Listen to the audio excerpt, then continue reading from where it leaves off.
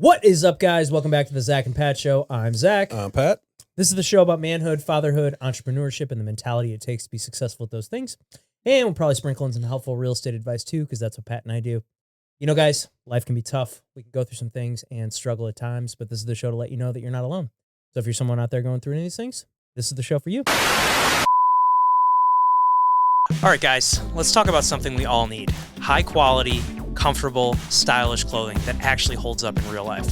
Whether you're grinding at work, hitting the gym, or just hanging out, the Normal brand has you covered.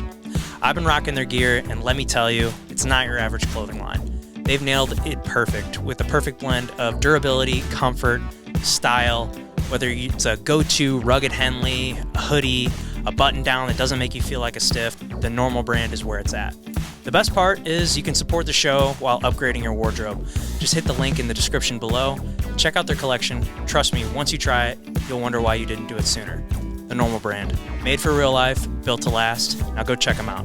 Shout out to our friends over at Captain Beard Co. Guys, if you are looking for beard care products, shampoo, conditioner, body wash, give Captain Beard Co. a try. They have this unbelievable beard butter, balm, oils, and then it smells amazing. Ladies, if you're looking for something for your men as a gift to help with their grooming, check them out. Also, if you guys are looking to just set the mood one night, candles, unbelievably smelling candles, made with all natural ingredients here locally to St. Louis. Give them a shot. Also, while you're there, use the promo code Zach and Pat for 10% off your purchase. Hey there, guys. I really appreciate you checking out the Zach and Pat Show. If you can obviously tell, we are a newer podcast, but one way we're really trying to grow the show is trying to get up the amount of subscribers we have. So, you know, if you're watching the show and you're getting something out of it, we'd really appreciate it if you could click that subscribe button. That would help us out a ton. Please click that button, and now back to the show. We have a very special guest in studio today. He is one of my very, very good friends. Meeting him about 6 years ago really changed my life.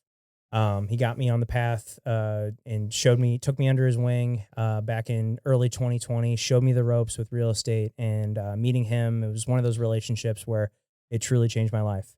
He is a luxury real estate agent out in Sacramento, California, the great and powerful Alex Fairbanks. Welcome, sir. Welcome to the show. Thanks for having me, guys. Dude, I'm so happy you came pumped. in town. It was kind of like a last minute thing, and this was perfect. Feel like it's been forever since we've gotten to hang, and I'm just so pumped we get to hang out this weekend. It's been a good week for you. First Kyle, Yeah. now Alex. Yeah, You're two big guys. Getting some great guests. Yes. For me. This has been amazing. But Alex, for the people out there that don't know you, can you give us like a little bit of a rundown of who you are? Sure. So I was originally born and raised in Northern Illinois, and a really small town. Graduated class of like 27 kids. It's pretty crazy. Yeah. That's small. Yeah, it was. It was like drive your tractor to school day, and Got the shotguns and the kids in the would leave gun rack early to and go the- fencing. It's Fencing? like they put fences in. You know? Oh, Not yeah. like fencing, but Yeah. like building fences. Building fences. The real deal. Yeah. But and then I went to school at SIUE right across the street here from St. Louis. And then I got my real estate license halfway through college.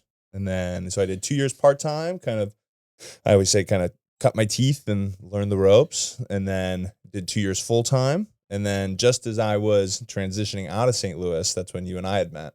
Yeah. And just as much as I've impacted you, you really impacted me too. So, and to see you grow, dude. Yeah. I mean, really is beautiful. What a cute, special moment. That I know, dude. It I'm really like, is. it is. I'll get Yeah. this This is torn awesome. up. For real, like, dude. This is awesome, man. It legitimately, like meeting you, Connor introduced us to each other. Meeting you definitely like changed kind of the course of my life, dude. I met you at a time where, I had just gotten my real estate license, but like I didn't know what the fuck to do. I had no direction with it. I just got the license, and because like that's what they don't tell you when people think, I would imagine, like when you get your real estate license, like you're gonna have this like you're ready to go. you're ready to go. Playbook. Like, oh yeah, Take you the test. Take the test. Money you're, next. Yeah, you're closing deals the next day. Yeah. Like no, you take the You don't test. you learn the bullshit that Yeah. that you're never going to use again. Yeah. Right. Yeah. Yeah, of course. Yeah, and then you learn that, and then you're like, okay, go figure it out. Have and, fun. And like, so I'm like, I don't know what the fuck to do. Mhm. And then I was working with my grandma, and my grandma's in her, she's still a licensed agent in her Yep. 80s. But she's like on the, she's just doing it, deals that come in, and she's not like, actively out hungry looking for, looking for deals, kind of, and she's definitely kind of behind the times on some things, like, you know, still handwriting contracts and stuff. And, you know, and then Connor found that out and he's like, no, you need to go talk to my buddy Alex. He's gonna show you, you know, the ropes. And then, you know, that first year, you know, you and I mean, we were moving. Dude, we were moving, bro. Yeah. We talked, you know, we were talking on the phone pretty much every day. Yep. We were, you know, I feel like I really got to know you like super quick. I mean, Big you time. and I would spend hours on the phone every day. Like you'd fucking show me what to do, how to make these calls. Like you were, you know, we were 3-way calling like every client. Dude. Like it was a lot of Yeah. work for you. And it now, like looking back on it now, it makes me realize like how much work it was that you put in and like invested all this time into me. Yeah. And, you know, and it, you know, you and I ran deals together really for like that first year. And then, you know, and then kind of turned into more of a referral thing once I kind of got my feet underneath me. And, and now here you are. And I can't believe Yeah. it's 6 years ago too. Right? Isn't that crazy? That part's quiet. Dude, it's crazy. It's like a completely, I mean, 6 years. I mean, you know, millions of dollars of real estate sold. And like, it's been quite the journey. And then you, I mean, and seeing how much you've grown in California, you know, like to the houses you're selling now. And we were just talking about your $2.5 million listing that's about to come on. Yep. Like it's a castle. Yeah. It's gorgeous. Yeah. It's amazing, man. Well, Well, if we want to take this back even further, if it wasn't for him, we wouldn't have the show. Because you and I never would have met. yeah. Ooh. Yeah. Although, so Zach took the biggest bet though, right? I mean, you took a huge bet on yourself. And one thing I will say is that, and my coaches have told me this as well, is that not everybody is like us. And Pat, you're obviously included in this as well. It's like, we're just, you know, we're hungry. We move forward. We take bets on ourselves and, you know, we fail forward. Yeah. Oh yeah. Cause I mean, you've attempted to, you know, you've built a team, you've hired and gotten rid of a few people, you know, you realize that not everybody has the same kind of drive and work ethic as you do. Yeah. And, it's hard to replicate that. And like people are, you know, definitely not everybody has the same drive. And especially in this industry, you need to have that drive and that why and that, you know, that reason to move forward and want to keep pursuing deals. And, you know, because it's a tough business to be in. Like it's very especially now cutthroat. with and even for you on the lending side, man, the rates the way they're going. Because when I got in the business, 2015, it was very bull market, right? Rates were like 5%. Everything's good. Takes about 30 to 60 days to sell a house, no problem. Then moved to California. You and I start working together. You're working in the hottest market here in St. Louis. Yeah. I'm working in a cutthroat fast market in Sacramento, and then rates go from 5 to 2 to 7. Yeah. All within like a year. Yeah, and then That's now insane. they're still hanging up there, like you were saying, 6 to 8. I'm like, we've got this week's been rough on rates, man. We've seen rates go up anywhere from 3/8 to 0.75%. Those damn fucking tariffs, man. Yeah, we didn't know how they were going to react and how they was going to happen. Well, now we do, and yeah, it's been hasn't been the best for us so far. In terms of interest rates and mortgages. So yeah. But I would take a St. Louis price over a California price, dude. I'm telling you. How many investors do we have between the two of us that are from the coast that are buying shit up here left and right? Well, you got the one from Rockland, right? Yeah. Yeah. Yeah. That's a small world. Dude, that's so small. Yeah. I haven't need to check in with him. Is that Matt? No, that's this guy's named Tommy. Okay. Tommy. Tommy Two Tones. No, oh shit.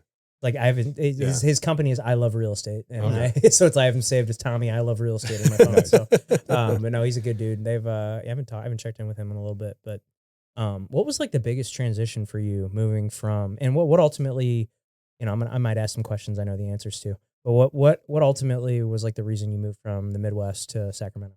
So, as you guys know, born and raised Northern Illinois, school Southern Illinois, 30 minutes across the river, St. Louis. So I was kind of in like this Midwest circle.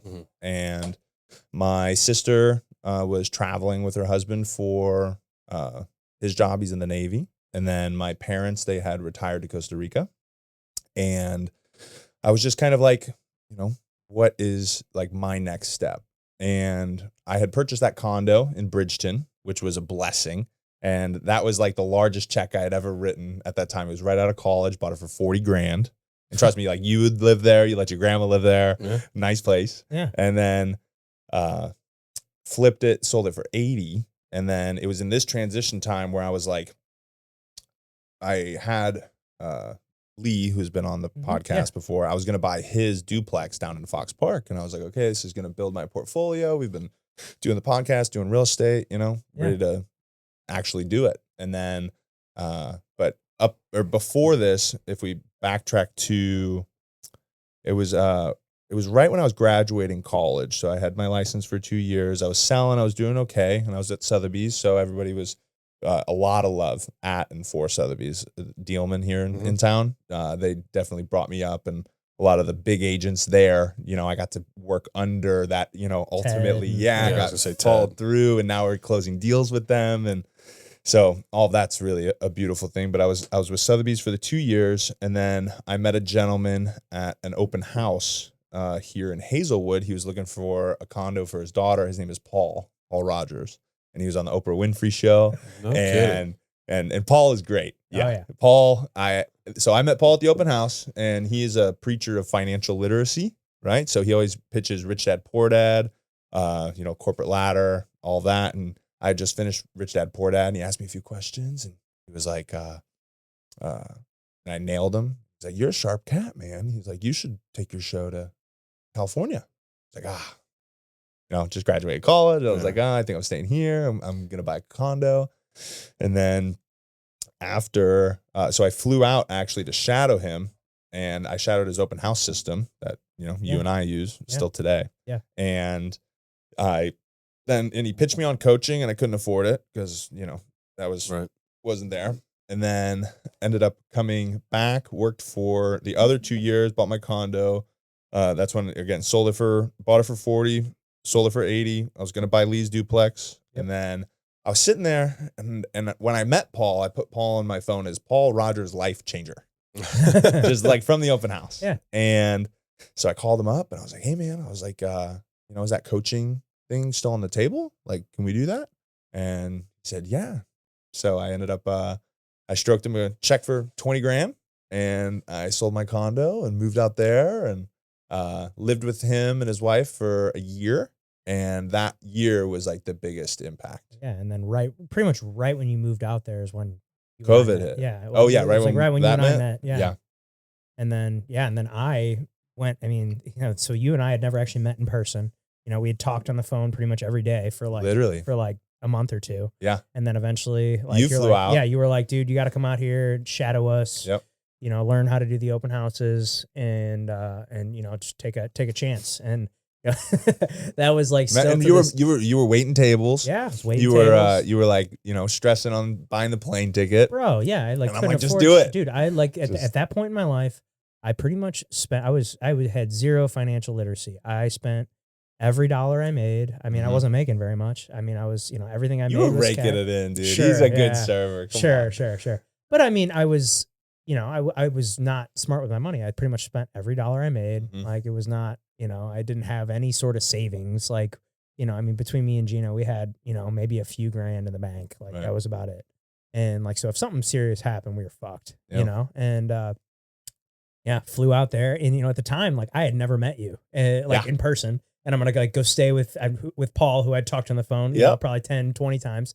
And he's like, I promise these people are real. Yeah, I know. That's what I'm like trying to for me too. I was like, okay. I was like, I'm moving in and here. And this guy's going to come over. Yeah, no, but like Gino was like, dude, are you sure? Like, these people are like, okay. Like, you're going to go just like fly out, people you hang out, spend a weekend with these people you've never met. And ended up being like one of the best weekends of my life. Like, changed.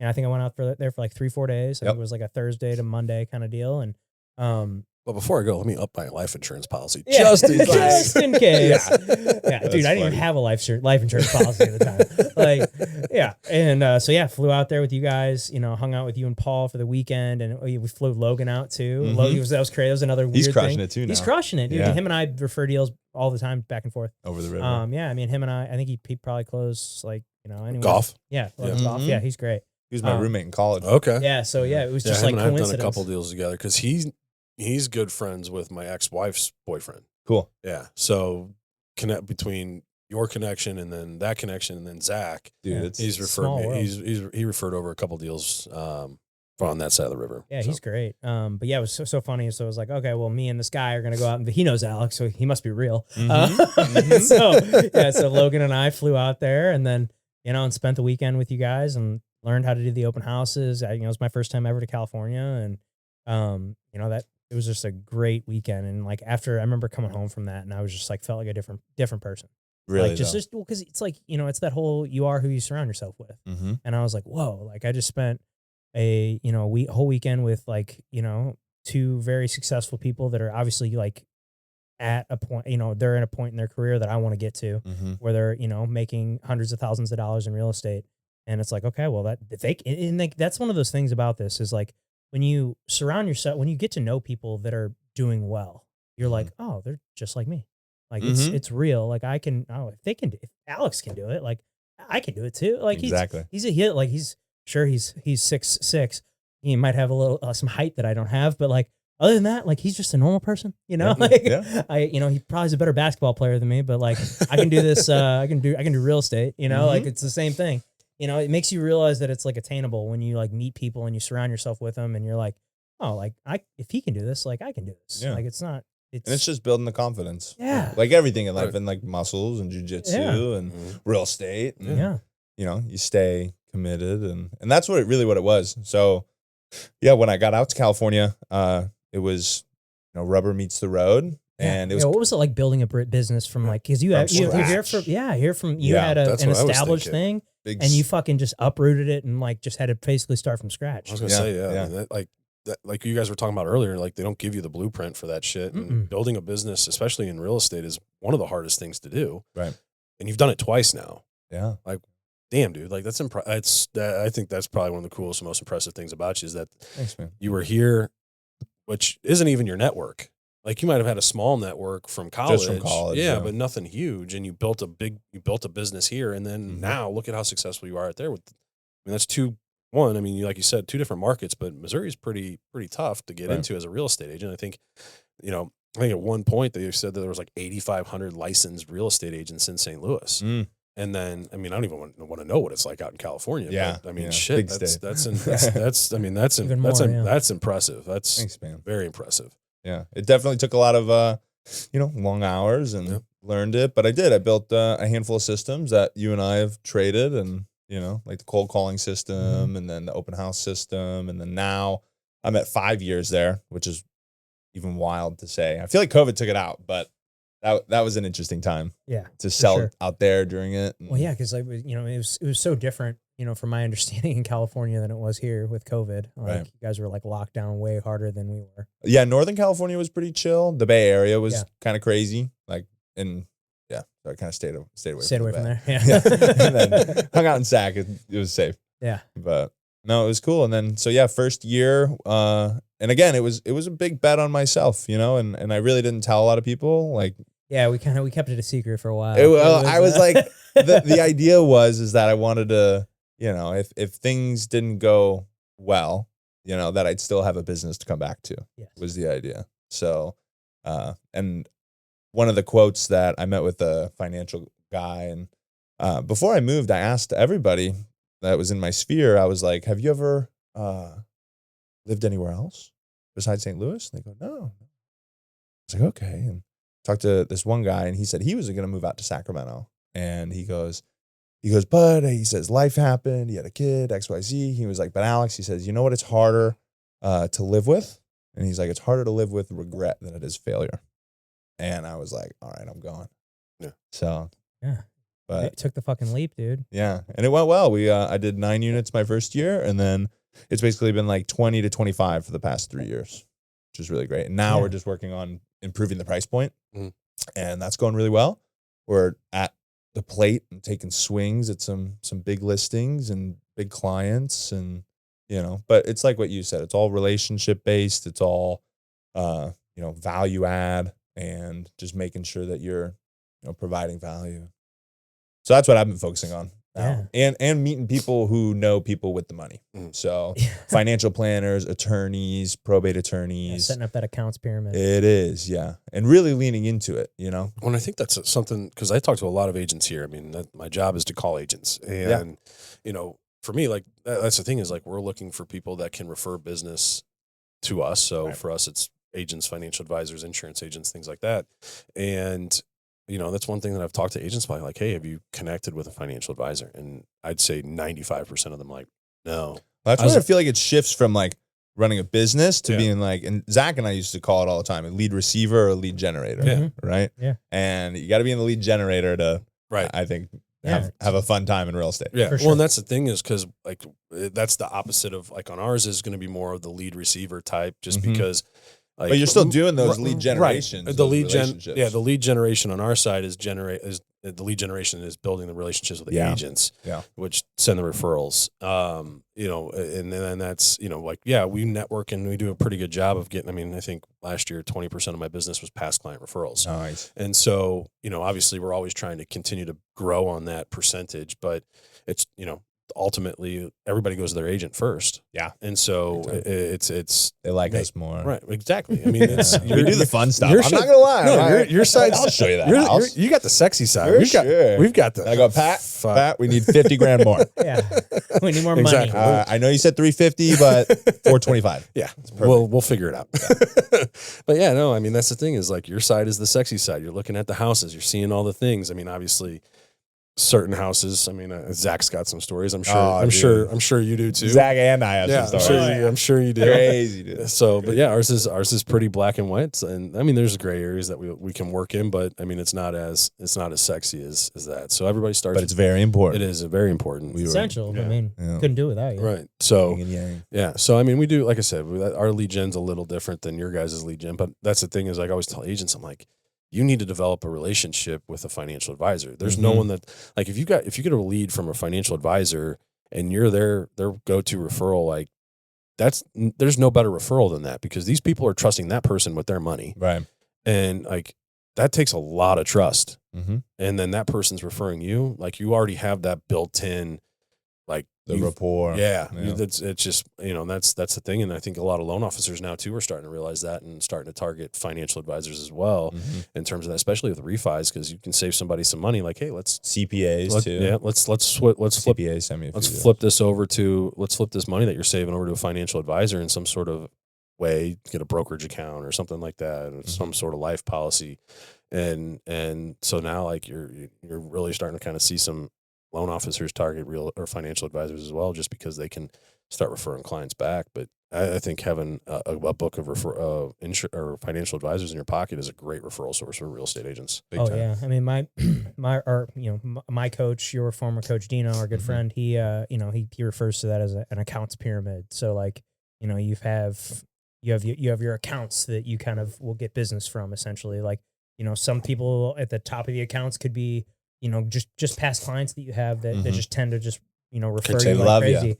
It could raging be fans. Yeah, raging fans. Yeah, that's what he always called it. That's what he calls it, raging fans of your business. And it's like, you got those, you got, CPAs, financial advisors, divorce attorneys, all these things. Those ones are tough.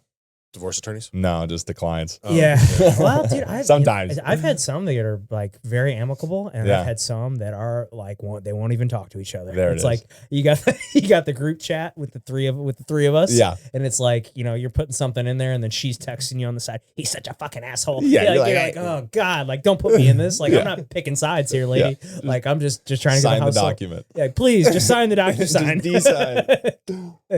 Fuck, dude. Yeah, dude. The divorces can get nasty for sure. What would you say is the biggest difference between selling houses here in the Midwest versus selling houses out there? First thing that comes to mind is the product is newer in California, and out here you just have, in California the homes have only traded hands like 3 times maybe, where here you and I were talking about it earlier that that home has probably had 10 owners. The chain of title is sale, refi, construction loan, improvement. Yes. So I would say the just the product is really different. Like a lot of times when you buy a house in St. Louis, you're most times going into inspections, you're kind of nervous. Oh yeah. Yeah. You're like, what is it going to be? And is it going to be the sewer line? Is it going to be the roof? Is it going to be, because we get a lot weather. Yeah. And you guys have basements. We don't have basements there. Yeah. So that's a big difference. So we don't have like a radon inspection. Sub pumps aren't a thing, So that, and then, so yeah, just the condition and everything's a lot newer. Like the older homes in Sacramento, or there are old homes, like especially in Old Sac, but really where I sell mostly it's called Placer County, and then it bleeds into like Folsom and El Dorado Hills and You always refer to it as the St. Charles of Sacramento. yeah, it's nice. It is. And they all the homes there, like the oldest is probably like 1970s. Okay. Yeah. But still the oldest home that I had sold was to our good buddy Dane. Oh, really? Yeah. His I think was like 1906. And him and I have been looking. Yeah. Yeah, nice. Him and I've been shopping with him and his wife. They've been looking around lately, so. Well, that's the thing is like, if you're in the city, you're I think probably the average age of those homes is close to 100 years old now. But they're so beautiful too. Yeah, so I'm staying in the West End at a friend's house, and I took a walk down to go to Kingside Diner, and I walked down, I think it was Portland. Yeah. So. And it was just like, you don't get that in Those old like estate homes over there in Central West End. Yeah, they're like the German style and the colonial, and we have really nice stucco. Yeah. Not like and a nice modern look. It's really pretty. Clean lines. It is, dude. That part is really nice. Especially like a lot of the new construction homes that we sell, they're just top tier. Everything's dialed. It's exactly how you want it. And that's what you want to give to our clients.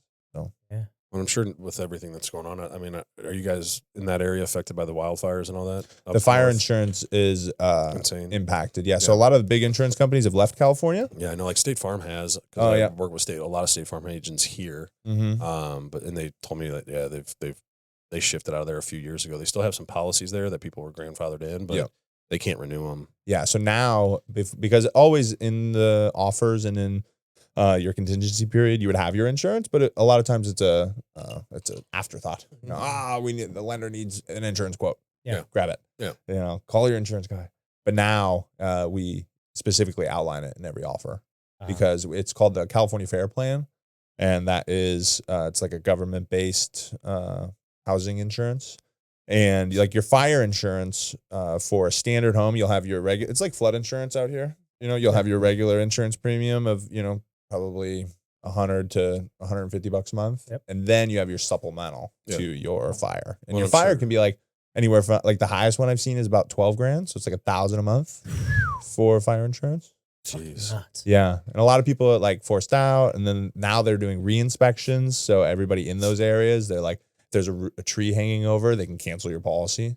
And they've done that too. So it's. Well, I just had this as of recently because I'm not sure if you heard about the tornadoes that came through here. I did, back in March, and wild. FEMA has declared like part of Jefferson County as a natural disaster area. So now, anytime there's a natural disaster area added, Fannie Mae and Freddie Mac require whatever that natural disaster causes that coverage added insurance. So I've had To new loans or old loans? no too? I'm moving forward until they're no longer deemed a natural disaster area. Wow. So like for us, I've gotten a handful of calls. I'm like, hey, I just got this letter from Guild saying that they're requiring wind coverage because of these tornadoes. And I'm just like, that sounds like a scam. Can you send me a picture of that? Yeah. And they sent the first client sent me a picture. I'm like, no, sure as fuck. That's a letter from Guild. And so I called up our servicing department. And they're like, yeah, FEMA literally just went out very recently and declared that area a natural disaster. So now it's required to have this cover, almost like going from not being in a floodplain to being in a floodplain. Yeah.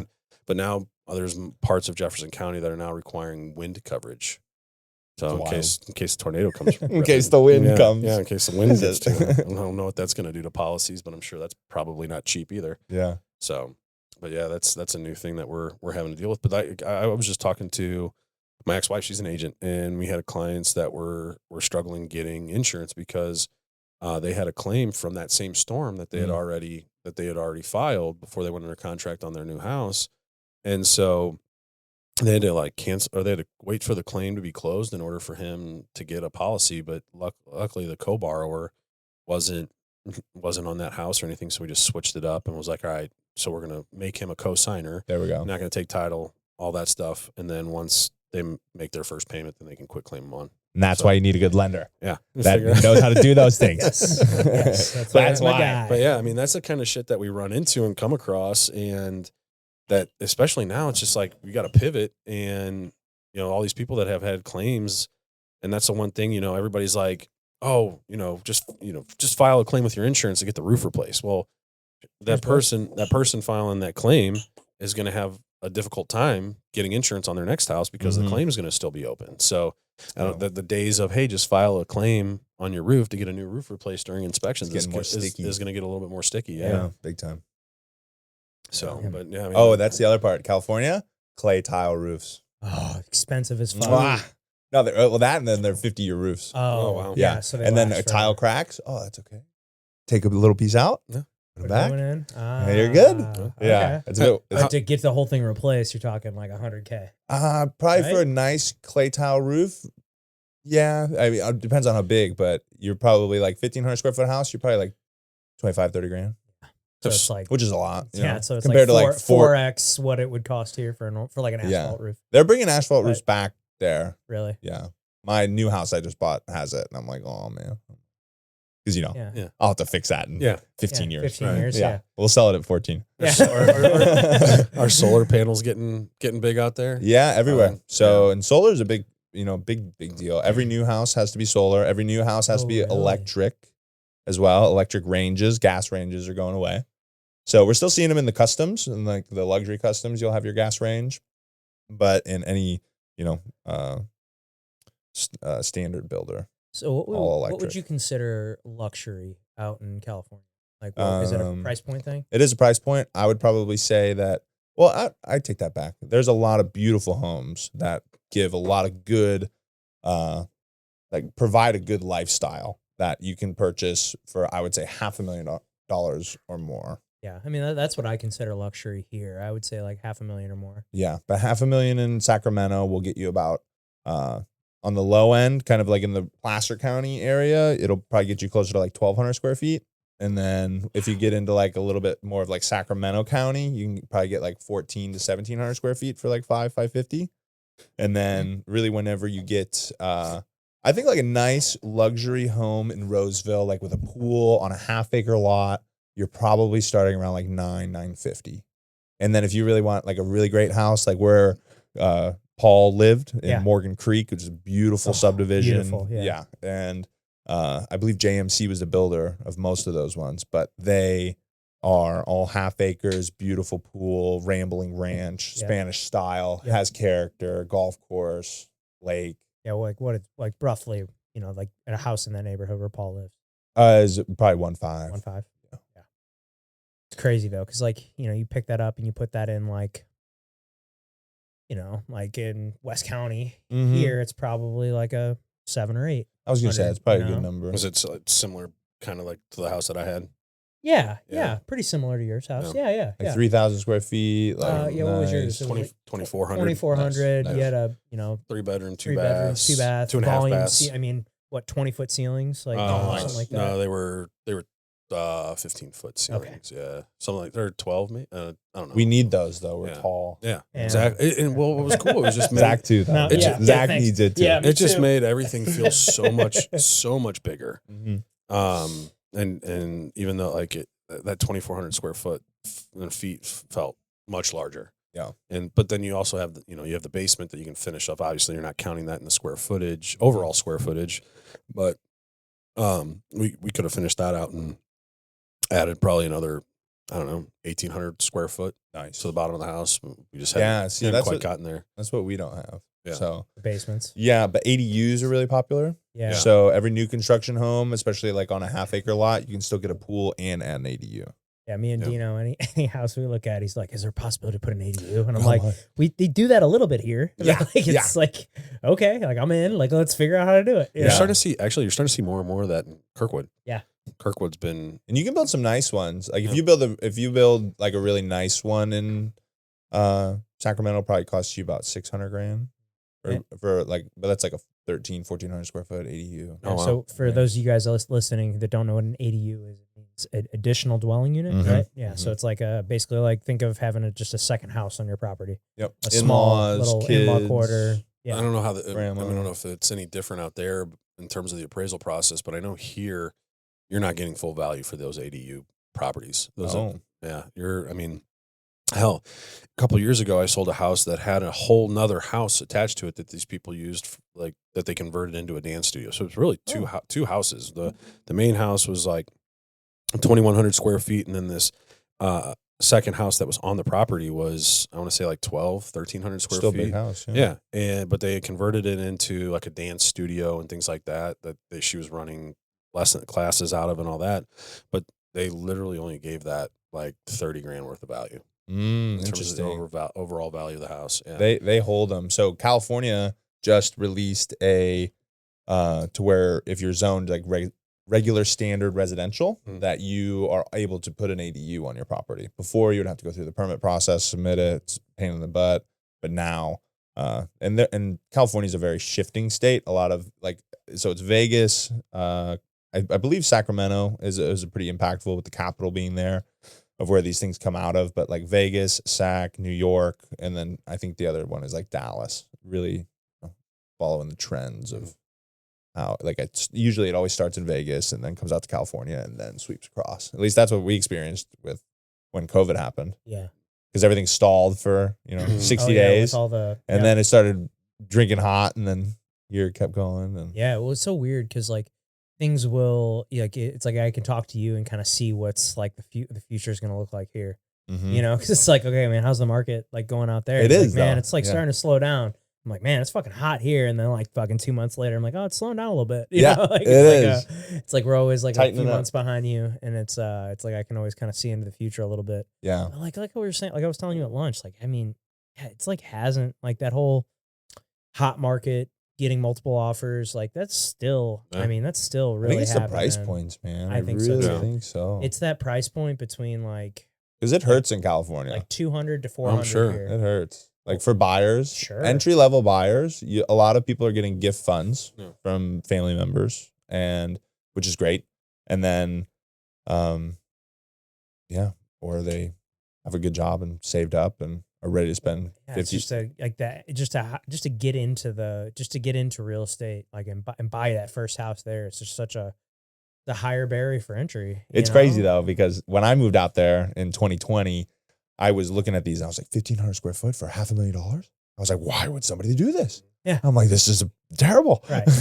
But you're coming from here. But Yeah. in certain And then- areas of St. Louis, that's how it is here. I mean, That is true. Yeah, Look at Kirkwood. Yeah. Kirkwood. I mean, even Baldwin, like where I was Yeah. at, there's, I mean, I had a brand new subdivision that's just turned 5 years old this year. And there's like my house was a ranch, and that was the largest ranch that they built in the subdivision. But then they had like miniature versions of it that were like 1,800 square feet. And those homes were selling, we sold ours, I think for, what was it, 630 or something like that. Okay. And then those homes were selling for like 585 or 590. Yeah. So not much difference in terms for 1,800 square feet, still selling almost 600,000. Yeah. And that's in Baldwin. Yeah. It is interesting. Yeah. Because I think it's just a shift, right? Because like Well, it's a mental shift, I think, Yeah. more than anything. yeah, You well, know, especially from you going and here it to is. there. It's all relative, you know. Now selling one house and you make X commission versus Yes. here you make Y. Exactly. And then, but it all adds up. I mean, then when I talked to you originally, so why are you going out there? Well, I can do the same amount of work and make 3 times the money. I was like, Just well, that's about. pretty true. Yeah. Yeah. Fuck. Yeah. When you put it that way, I get it. Yeah. I get it. Yeah. I get it. Yeah. I mean, because we're paid on a percentage, It's like if the house is more expensive, you're going to make more money. Yeah. Oh man. So what ultimately like kind of led you to go into the luxury path? I know that's kind of like something you've been kind of striving for, and you've been selling a lot of these like very beautiful like luxury homes recently. Like what kind of like led you to that path? So my career began with Sotheby's. So I really got exposure to even the St. Louis luxury market early in my career. And I was sitting in the sales meetings that, Ted and Warner and Alex and all of these hitters. Killers. Yeah, the sharks Fucking- of, Yeah. the sharks the of St. friendly Louis. sharks. They're the Yes. best. They Yes, really are they so are. great. Ted's the The, sweetest. the guy in the nursing world. sharks. Yeah. Yeah.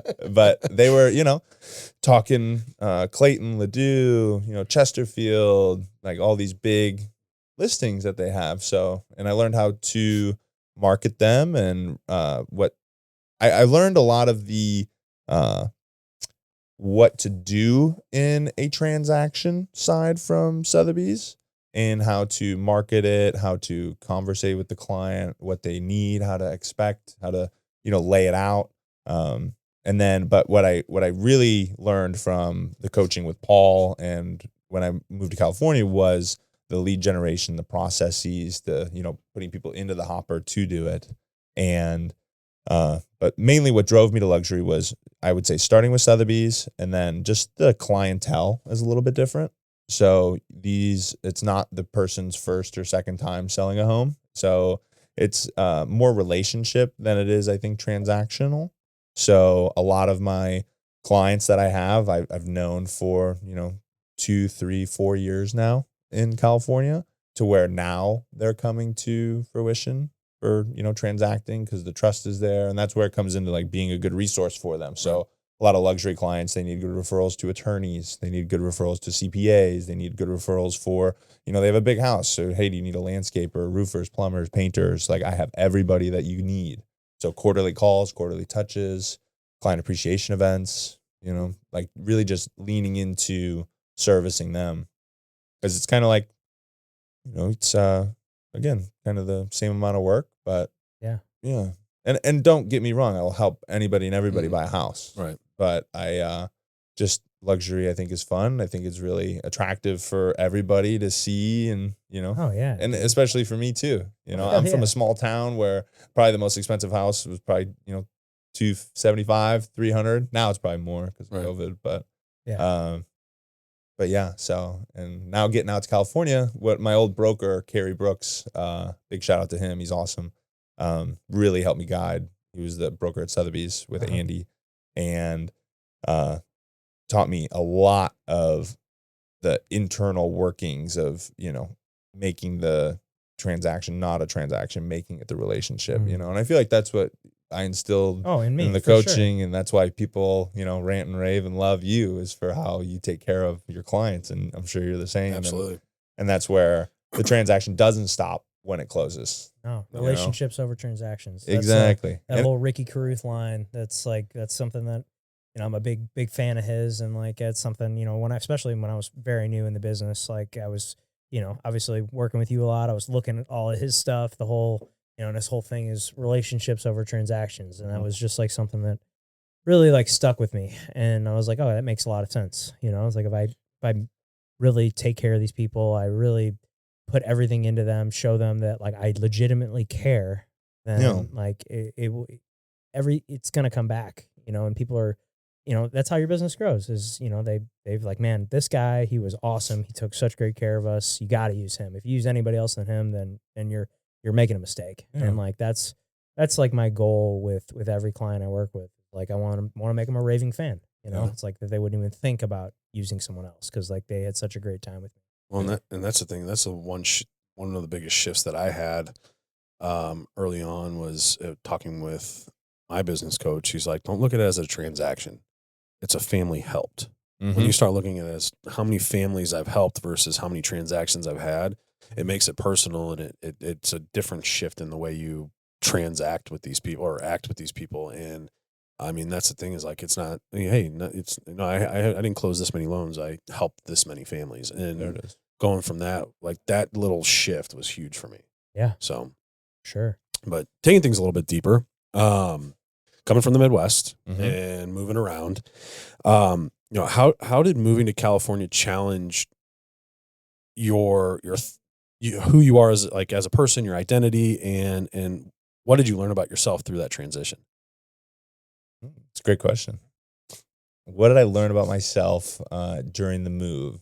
So I think it's also one of those things where, when you start going to the gym and you look at yourself every day in the mirror, you kind of, you don't see the change right off the bat, right? I think the thing with the gym is, it's like you'll see a little bit of change in 3 months, and then your family will see a little bit of change in 6 months. Yep. And then everybody sees a lot of change in a year. Yeah. So I think for me, it was really just leaning into myself. And I had mentioned this to Zach as well, is you need 3 things, and it's systems, accountability, and mentorship. And I feel like I just implemented all of those, and I really put my head down for 3 years. So all of 2020 till 2023 you know, and I had the blessing of being able to purchase my first home in California. So that was crazy. Yeah. $500,000 purchase, which is wild. Coming from, you know, Galena, my first Illinois. my first apartment was $40,000. Yeah. Right. Yeah. Your first condo. Yeah. You bought, yeah. And 40 grand. Yeah. Your first one was 40. Your second one was it's 500. Second one 600. You're like, man. Yeah. So yeah, I would say like it's a big so like one story I do like to share. I think you know it, and I've shared it a few times with a couple close friends. But so when I moved to California, I had $50,000. I had 30,000 from the condo sale, and then 15,000 from the real estate sales saved. And then I moved, and I gave them 20 of it. So now I'm down to 30.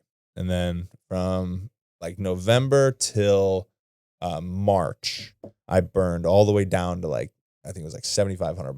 And I was like, oh my God. I go, what did I do? I said, 6 months ago, I had 50 grand. I was 23 with 50 grand. I was like, 24.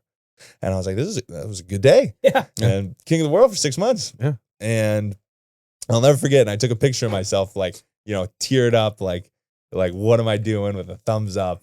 And I always kind of reflect on that, to where you really don't realize how far you've come, and you need to be grateful and thankful and appreciative. And I think that's what I've been practicing a lot. And That's I awesome. think that's kind of transitioned into my business. And I think it goes in same with you guys as well, of where when you do, go deeper with your clients, and because none of your clients are just clients, they're friends, Right. Yes. you know? And what's really fun for me is like, so my parents, they live in Costa Rica, right? And then my Right. sister, she jumps around with her family Yeah, with we've the been Navy. talking, by the way. I know. Yeah, I know. But maybe. I don't know if they'll come here or Springfield. We'll see. Fingers crossed. But they, so, you know, I don't have any immediate family in Sacramento. Yeah. So what's really beautiful is all of my clients have really turned into family. Yeah. And that's cool. So, you know, I go to their birthday parties, and I have one client, her name is Miss Elena, and she is, I think she's like just over 80. You know, I always say she's young. She's like 60, but she's there. And I go over there once a month, and she makes me like Filipino food. And Oh, that's awesome. so I go see her, and she's got this fat house. It's great. But with a view, it's cool. But yeah, I'd say what I had learned about myself was, you know, lean in and can pull through. And it just takes a little bit of time. And then also that, I just am super thankful and grateful for everything that has come. That's awesome. Yeah, that's the one thing I wish we were able to do kind of more of on our side.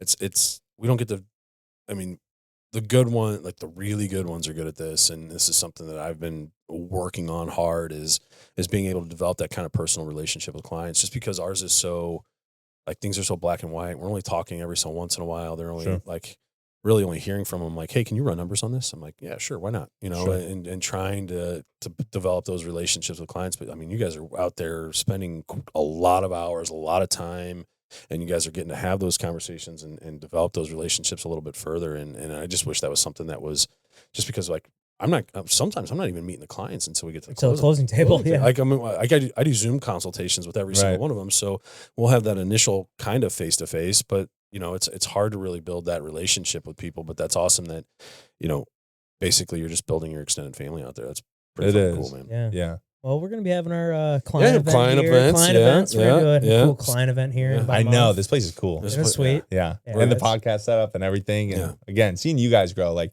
you guys deserve accolades, man. Like, really. I appreciate that. And I'm just Zach's biggest hype man. So, Oh, buddy. yeah. I Most wouldn't be humble where I guy am. in the game. Oh, but, my gosh. dude. I wouldn't be where I am without you, man. I really wouldn't. That's where we're Legitimately. at. All of us, dude. Fucking We're all love it. grown. we got a sip left in Yeah. there. No, not cheers on an empty glass. Promise. Oh, man. Well, Alex, one other thing I wanted to kind of get to is, dude, you've got a pretty sweet deal with your mom and her past her career where she was a flight attendant. You've got you fly, you get some To the travel a lot. to travel a So lot. she was a flight attendant for United. Okay. And then we were allotted the amount of years that she was a flight attendant to fly standby. Really? So, yeah. So, like, coming here to St. Louis, it was like $25. Wow, that's awesome. Yeah. Yeah. So So I got to come see you. So you get to, so you've like you travel a lot. Mm-hmm. And that's like one cool thing about you and being you've set your business up where you can, where you can go spend a month in like we talked about like before this. You spent a month in Costa Rica like in early this year, and like you do a lot of traveling over the last year. I know you've been over to Europe. You've done a lot of like cool shit in like the last few years. Like what's some talk to us about some of these trips you've been on. So yeah, a lot of Europe, a lot of Germany. One of my good friends, his name is Nils. He lives over in Germany. He just moved to Majorca, which is a nice island off of Spain. So we'll be going there in May. Cool. And yeah, it's pretty cool. We go over there and did you go over there for Oktoberfest? No, I need to. Yeah, I need to get some leather trousers and some lederhosens, and I'd be one big German. I don't know if they make them in your size. Oh yeah. For those of you that don't know, Alex is like 6'6". Yeah. He makes Pat look short. He makes me look small. But yeah, the travels have been great, and yeah, a lot of Europe, like Scotland, England. My mother's originally from England, so I'm half British. Got the passport, so I do want to go to Scotland dual again. Citizenship? I do. That's awesome. Which is I sweet. didn't know that. My cool. kids will get it too. That's awesome. Cool. Yeah. The wife, no, she's got to stay. Yeah. But that's awesome. Yeah. What, any cool places? Like, you got any trips coming up? So we have this one, and then the next one is we'll go to Majorca in May. And Majorca is really beautiful. It's like a Spanish island, and it's just everything. And it's right off the coast, so all the seafood is delicious, and the food is so fresh. And but no, I'd say like my highlight trips were I went to Antalya in Turkey. Okay, that was really great. What made that one so special? We actually went over there to source prefabricated ADU companies. Oh, really? So there's a company over there, and I'm happy to share the info with anybody who wants it. But they build prefabricated, can build and be set up within like I think it's like 3 weeks. Almost like a manufactured ADU. Yeah, that's cool. Yeah. And then, but we went there and we stayed at this beautiful 5-star resort that was right on the ocean. It was like built on the cliffside, and you could walk down and jump off and go in the ocean. Watching your stories when you were there. Awesome. Yeah. That's awesome. And then we got a couple bachelor parties coming up in June. So that'll be fun. Yeah. One of my best friends is getting married. And then another good friend of mine from here. Oh. So we're going to Nashville. And then one wants to go to South Lake Tahoe. So cool. Right in your neighborhood. Yeah. Just right up the street. Well, yeah. Because how cool is Tahoe? Like I hear you go all the time. You need to come. Yeah. It's 2 hours away. It's a little choppy to go paddleboarding on, but there's actually a really cool lake next to it. It's called like Fallen Leaf Lake. Mm-hmm. And that one's even more cool. If you want like a real Tahoe experience, go like we can drive there and chill out. There's a girl I used to date many moons ago. Actually, she lives out there in your area. She's I think she's in Folsom. Okay. But she's always like, dude, you got to come out here and check this out. It is. So, yeah. But no, the travels have been really great. And I've been very blessed and very fortunate to be able to do that. And real estate, provides that lifestyle that you can. Yeah. Yeah. And I have clients that are supportive of it. And it's, we only have so much time. And, you'll never have enough money. So just go. Yeah. And money comes and money goes. And money goes, yeah. And you can spend it on fun things. Is there anywhere in particular that you want to go to that you haven't been to? So there's the cold calling system that I have in place that Zach, I don't know if you use anymore. A little bit. But I have a cold caller who does, who helps with, I would say probably about like Eugene? Yeah, Gene. Yeah, Gene is still rocking. Gene's rocking and rolling, dude. We're going on about 4 years. Okay. Eugene and I working together. That's crazy. Dude, he's such a good guy. He is. But he produces probably about 10 to 12 transactions a year. Oh, wow. That's which awesome. is great. And then all of those just compound too. And now, of course, he's only calling luxury. So those conversations are getting better. He has a new script. The script is dialed. It's really nice. Yeah, I'll send it. And but he lives in the Philippines. Okay. So I really want to do like the Philippines, Thailand, Vietnam. I want to do those. But I think I'll have to get you connected with the people here. They're planning on a trip to Thailand. I saw that on the board. Yeah. I want to go to Thailand really bad. Yeah. That's like I want to go for like 2-3 weeks though. It's like an MMA. I feel like anytime you go over, like you're doing something like that, you have to make it an extended trip. Well, I've heard that like your jet lag doesn't wear off for like 2-3 days. Yeah. Because you're a full shift. Mm. Yeah. That makes sense. But Europe's easy. I've never, you just stay up. Just push through the day and then you're in. You're in. Yeah. All right. Well, I still have We never had been. a lot of new tonics. Hey, Yeah. new tonic, help fuel us on our trip to Europe. There we go. Yeah. Chris, James, hit us up. Yeah. Yeah. But yeah, dude. What was I saying? But yeah. So, do you have a favorite place you've ever gone? The favorite place I've ever traveled to. First one that comes to mind is Scotland. So I did a trip with my parents to Scotland. And I know when you vacation with your parents and it's old when you're older, right? But I definitely still do it. It's a good time. Yeah. But we went to Scotland with them and we did a whiskey tasting for the celebration of life for my granddad. Oh, that's cool. And so we flew into Edinburgh and then went to all of the points of the whiskey. So like we went all the way up to Isle of Skye, Loch Ness, Glasgow. There's my favorite whiskey place is it's Auchentoshan that's there. It's about $80-$90 a bottle, but it's just money. Yeah. It's so good. So, so are you more of a Scotch person than a bourbon person? I am more of So and you like that peaty So and flavor? I had learned all about it. So Yeah. Scotch is only What's the difference between Scotch and bourbon? So Scotch is whiskey that comes from Scotland. Yeah. And then bourbon because of their water. Yep. And then bourbon is made in anywhere that's outside of Scotland. Yeah. Really? Yeah. That's the only difference. That's the only difference. And But when you drink it, you will 100% taste the difference. Yeah. So that Johnny Walker Blue Label, that's Scotch, right? Or That's no? that's a Scotch. That's a Scotch. That's a Scotch. I think so. Okay. So, like I said, the difference is the water that they use, from what I've heard. But Scotch is more peaty. So, more like think of drinking like a wheatgrass shot. It's going to taste more earthy. So that's the difference. You ever lick a burnt piece of wood? Yeah, all the time. That is what it tastes. I'm not a peaty guy. Yeah. Yeah. Because But- like the northern ones, Isle of Skye, Yeah. that one's really peaty. Is it? Yeah. And that's like So I honestly like, so it doesn't burn like a bourbon does. I think bourbon, if you were to drink it neat, burns more than a Scotch does when you drink it neat. I can drink Scotch neat all day. Yeah. But I might be able to have like one or two bourbons neat and I'm done because it just, you're on fire. yeah. Yeah. But like, that's the thing is like, there was a guy here, a custom home builder, and it's story time. So I got connected with him. He used to be the president of the Home Builders Association. Cool. So I sat down with him, older gentleman, awesome. We had a great conversation. I'm thinking, I was told like he's a big Scotch guy. And so like, I didn't realize like when someone tells me like, oh, they're a big Scotch person or a big bourbon person, I'm like, oh, that's cool. They probably have a pretty decent collection. Yeah. This guy's collection was absolutely fucking insane. Really? In his office. Like, so imagine that like his office was about the size of this podcast studio, but like, so I'm sitting on this side, he's on that side, but floor to ceiling and wrapping around were his like cabinets. Yeah. All the way full, front to back, floor to ceiling, stocked We should move the with podcast. Scotch. to Oh, his for room. sure. Oh, absolutely. Makes our And little so- bar cart look like No, nothing. the bar gosh. cart is money. Yeah, gosh. There's some pappy over but there. like, Yeah. but yeah, I mean, he probably had to have had at least 200 bottles of Scotch in his office. Oh yeah.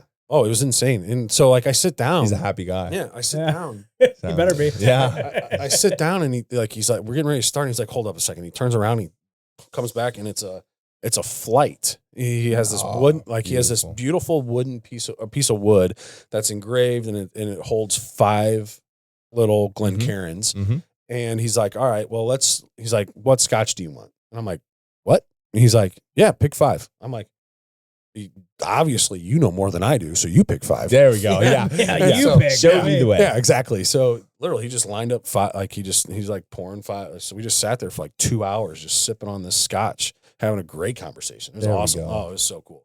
But yeah, I'm like, fuck, this is life goals. You need to life yeah. goals go to right here. Scotland then. Yeah, no, I need to. I want to go to Ireland. Ireland has always Ireland's been, cool. that's my heritage. That's where when we retrace it, like when we go real far back, we're Nordic Vikings. I was gonna say Yeah. we're Vikings. Yeah, too. We're Nor- guys. Nordic boys. Vikings. Nordic Vikings. We conquered. Backs of Vikings too, though. Yeah, I'm he's just got like, the he's got the red short beard. And Yeah. everything. Yeah, So short, made of thick steel. Viking. yeah. So we're Nordic Vikings that conquered like Northern Ireland. So that's where we originated from.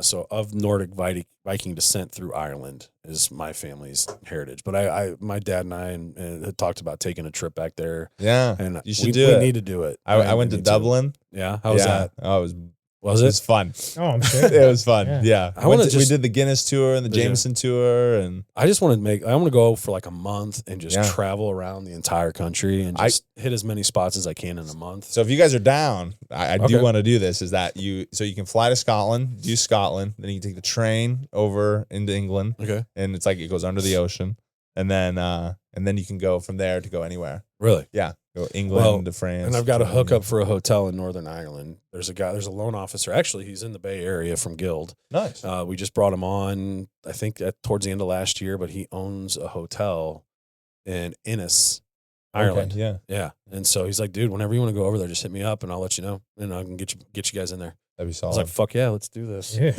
Hell yeah. Sign me up. Yeah. Next podcast. Yeah. Over in Ireland. Yeah, let's pack up the mics. We Let's did go, it. baby. Yeah. We've made it. Yeah.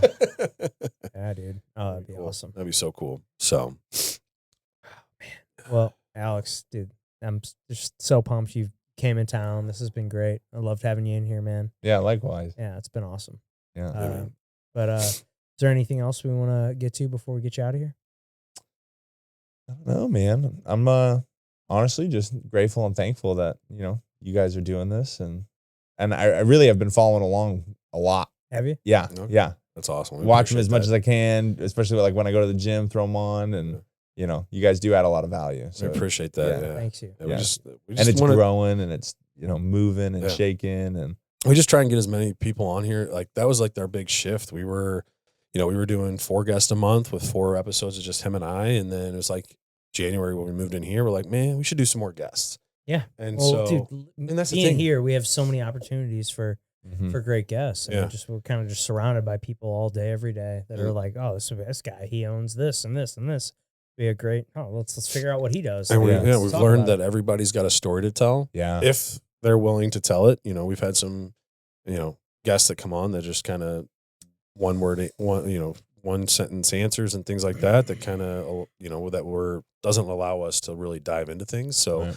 but people that are willing to talk and have a story and want to tell it, we're going to have them on and let them tell it. Yeah. And it's been awesome. And we made that shift from doing we were like, oh, we're going to go from 4 guests to 6 guests and then just 2 one-on-ones. And I think we might have done in the 4 4 months months, we've been here, I think we've done 2 one-on-ones. yeah. right? And 2? everything's been guests. Yeah. nice. Yeah, I think 3 because the very first episode, That's like right. we're like Zach like a little kid on Christmas, like, oh my God, we got to try out the new I sound. was like, Yeah, we gotta we move gotta- in. I want to see what it sounds like. Yeah, yeah. So he's like, we got to try it. And we're like, oh, all right. All So we right. just hopped on real quick and recorded a quick little Podcast, duet. yeah. But I think we've done 2 since then. I think so. Yeah. And everything else has been guests, and we're booked out into May Cool. with guests. So yeah, and there's never a shortage of people like, hey, you want to come tell a story? And they're like, yeah, let's go. Yeah. So it's been awesome. It is cool to hear everybody's story. Yeah. Yeah. Yeah, this is like one of my favorite things I've ever done. Yeah. Like it's just such a And- cool. Right. And it like, even though we're not really talking about real estate all the time, Mm-hmm. we'll do every once in a while, especially like when we Today, have guests like yeah. today, like with you and that's what you do. Or like we have investors that come on and we'll have that conversation, home inspectors, appraisers, things like that. We'll talk about it. But for the most part, I think we do more non-real estate related stuff than real estate related stuff. But in the end, like it's allowing people to see who we are as people. That's a big and, point. And that's the thing is like what this is episode 140, I think. So. Yeah. It's a good number. So I mean, you can't fake who you are for 140 episodes. Yeah. And so people are getting to see the real us and how we interact. And I mean, it's probably helped my business more than anything, Yeah, big time. just because they're getting to like, oh, I like, know and trust this guy, like type stuff. So Yeah, and we have fun doing it. Yeah, Like I absolutely. legitimately look forward to sitting down and like, all right, let's figure out what this guy's all about. Because I can't say how many times we've had many people in here where like I mean I don't know much other than You sell homes. Like, Yeah, that's or it. like whatever it is, or like okay, I have like all right, this guy he started this business, or he did this, like he filled out the little questionnaire. Like I'm like okay, well I kind of know a little bit about him, but like let's really dive into this thing here. Mm-hmm. And yeah, it's been a really fun journey. I feel like I've learned I've A a lot about people. I've learned a lot about myself. It's been just a fun experience. Totally. And it's definitely one of my favorite things we've ever done. And you and I've talked about this before, but this is also kind of like a cool time capsule. It's Yeah. like, Oh, 100%. Yeah, my 'cause kids it's like, can know. dude, yeah, it's like, how cool would it be to like look back on your dad Yeah. when he's like in his early 30s, like, Yeah. thinking of talking for hours and hours and hours. Like, I mean, dude, we've got fucking how many hours of We're probably upwards close to 1,000 hours now. something like that? Well, you maybe know? not that much. Maybe but not many, but like, 5. We've done 140 episodes that are about an hour and a half each. So Yeah. we're probably Good amount of time. Yeah, about So it's 500 like, hours dude, into this. how cool would it be to like go back and like see your dad, when he's in his early 30s talking for that many hours? And, I always Talking say, about things like, that matter to him and things that are important to talk about. yeah. And it's like, man, okay, like, God forbid something happened to me. Like, like I get into a car accident on the way home tonight and I get killed. Like, now my kids have a little piece of me that's always out there. Like, I think that's like such a cool thing to think about it when I think about it like that. So this is definitely one of my favorite things we've ever done. Same. It's almost and it's almost like a therapy. Big time.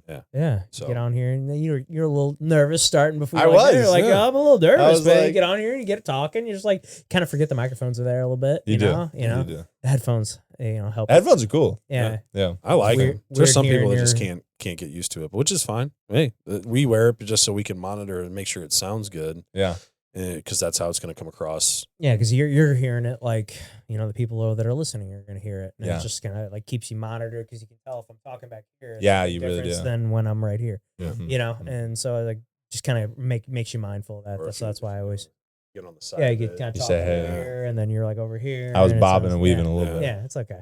As long as Um, you're in front of it, and the front can pick up your voice. It's once you Yeah. get on the side, and we've run into issues with that, and again, that's just Yeah, we goes- had one episode that like we had to like almost we had to delete because it just like didn't like we weren't paying attention, but it was like right here the whole time and like didn't sound great. Dialed out.